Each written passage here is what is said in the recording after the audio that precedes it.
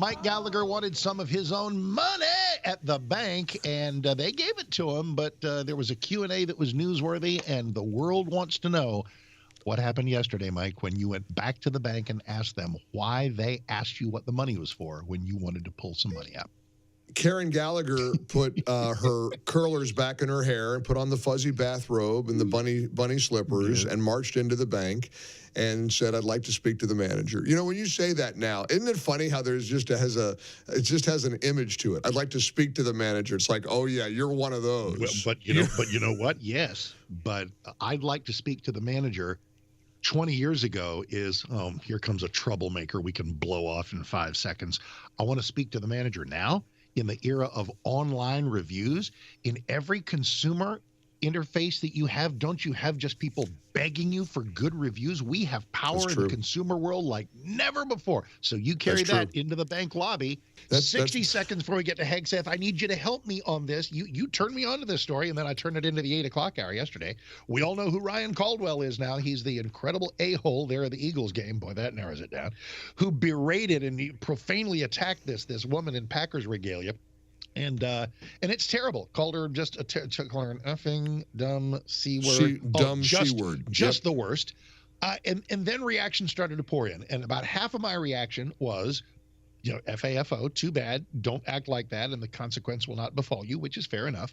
And the other reaction was, what? Because he called a woman a nasty name, his life is destroyed, his job is destroyed. I don't think he's been fired yet. I love you told me he has been fired. He has from the hospitality industry, which just makes he has been fired. And I just don't know what I think about that. And it cries out. Hey, can you hear me? Yeah, he has been fired. He has been fired. I hear you. Yes. So how do you feel about that? There's got to be a consequence for this.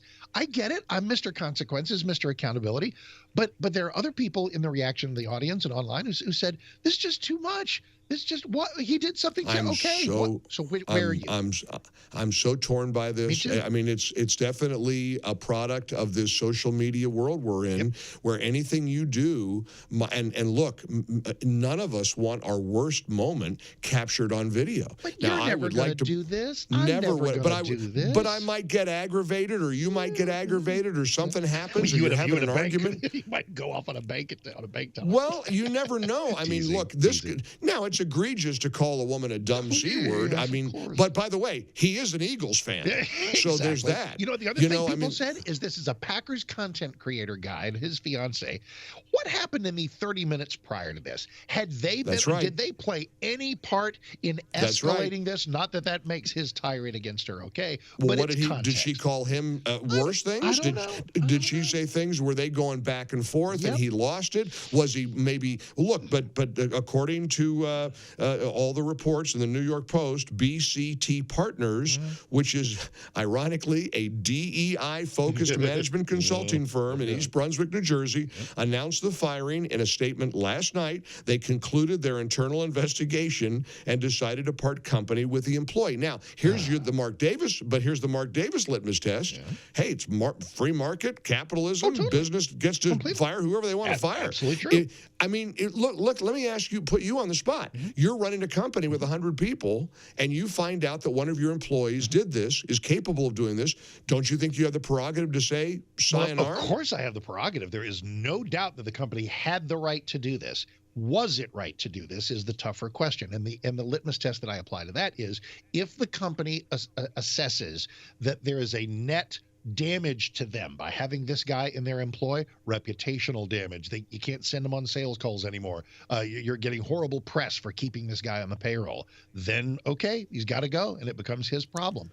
If it's somewhat less than that, maybe there's still a capacity in our society to dust ourselves off, have some apologies. You know who else? You know who has apologized? The Eagles organization. They, as an organization, are bad. They gave her like $1,000 of Packers. Cows out of that bar with the Eagles fans. I mean, my gosh, they should have done that 100 years ago. And the guy has been banned from for life. For life. But look, Mark, maybe the consequence is, act a little better. That's true. You know, do better in public. Be more polite. Yep. A polite society can go a long way. You know, I've been thinking a lot. It was Rush Limbaugh's birthday the other day. Yep. And, you know, one of the joys of my life was getting a job in New York and working down the hall from Rush. You know, it was a big, big kick for me because, I mean, without him, none of us are sitting here. I mean, he completely transformed the medium.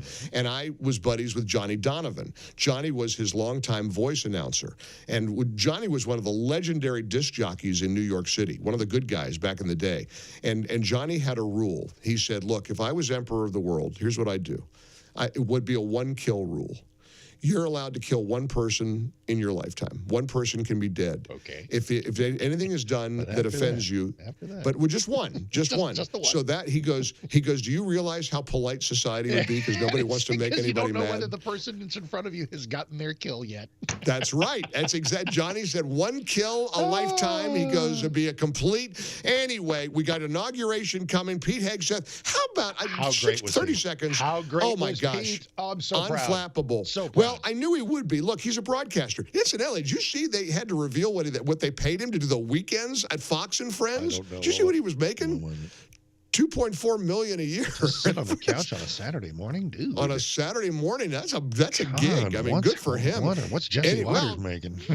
I mean, well, Hannity's up to 25, I think. Yeah. So there's big bucks over there. There's gold in them hills.